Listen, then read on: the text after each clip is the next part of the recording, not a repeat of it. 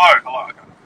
Ladies and gentlemen, first of all, I'd like to extend the gratitude to the Russian community being here, showing standing in solidarity with the people of Ukraine, what's happening right now.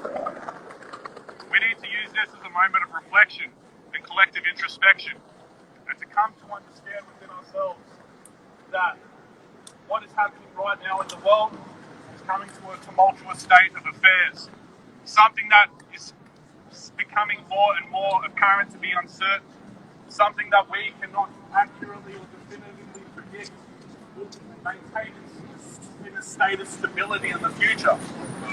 Now, what we have to understand is that many of us walk blind for many reasons. We may feel powerless and feel like we have no ability or no power in itself to be able to adequately help the people in Ukraine. Some people are just apathetic and indifferent and have been so culturally conditioned in this hyper-individualistic society we live in to the point that this event like this is insignificant. Some people may be disillusioned with the current narrative being disseminated by the mainstream media, whether it is from the Ukrainian side or the Russian side.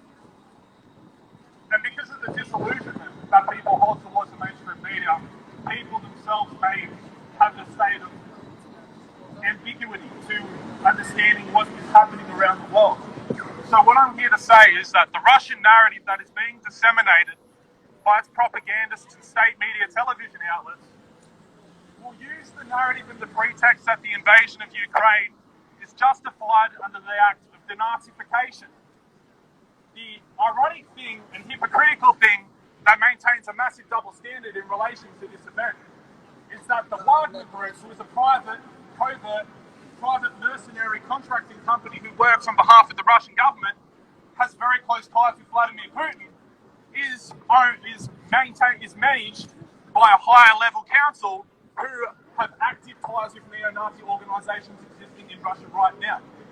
So we can deconstruct the narrative and the propaganda being pushed by the Russian government.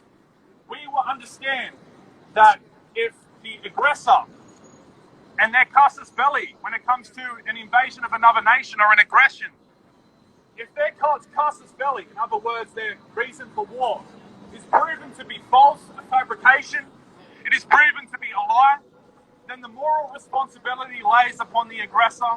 And if the moral responsibility of the aggressor is compromised by the inconsistencies in their narrative, then they themselves are guilty, and they themselves reveal themselves to be morally disingenuous, unscrupulous charlatans who are not really there for the cause that they're claiming as some humanitarian liberation of the Russian communities in eastern Ukraine and the Donbass region, to be specific, but more so for a geopolitical and strategical advantage that Russia feels because Ukraine is more inclined to side with the NATO powers, and because Russia see that as a strategical disadvantage for them, and I mean the Russian government, not the Russian people, but because they see this as a disadvantage strategically, they do not like that, and they do not like that to the point they are willing to threaten all-out nuclear war. Now, with somebody who is magnanimous and benevolent in their nature, such as the claims of the messianic Putin, who his propagandists prop him up so vehemently, if they were to do this, and Putin was the man they claimed, who, in the name of liberation, would threaten nuclear cataclysm all around the planet? Who? That is not the sign of somebody who is benevolent, or the sign of somebody who is magnanimous, or compassionate, or has any primary concern for humanity.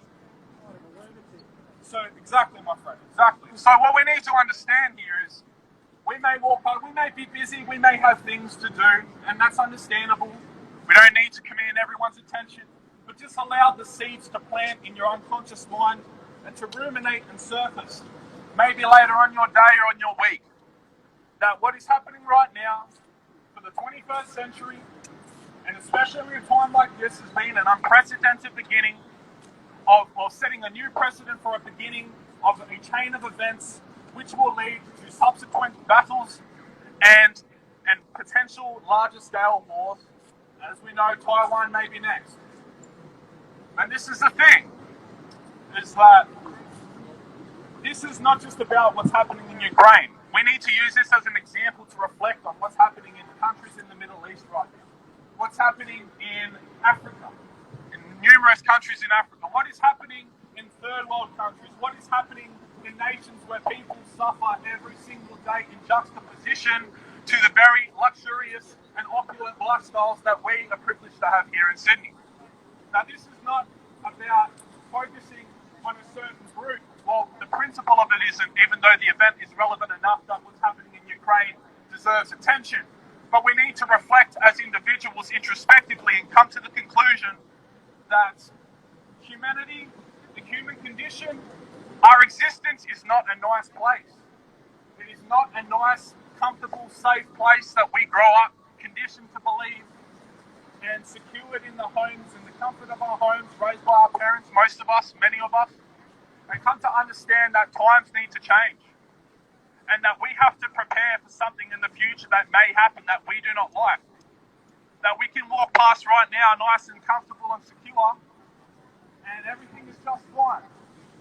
But sometime in the future, there could be bombs and shells dropping right here in the metropolitan of Sydney. And because of that, how would we feel?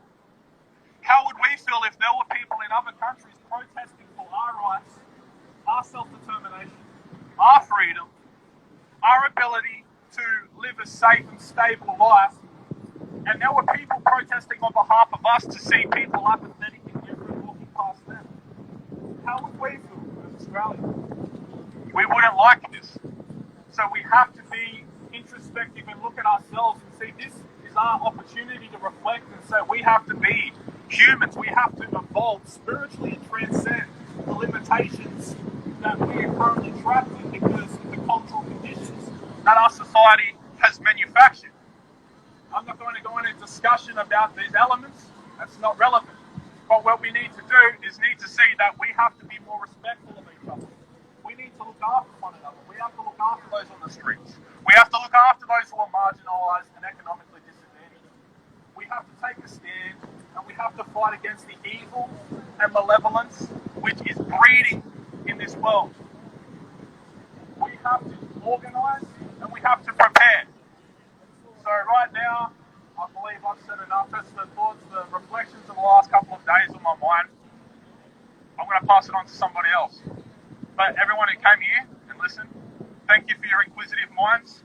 And people like you are a beacon of hope for the future of humanity. Have a good day, everyone. Woohoo! Woohoo!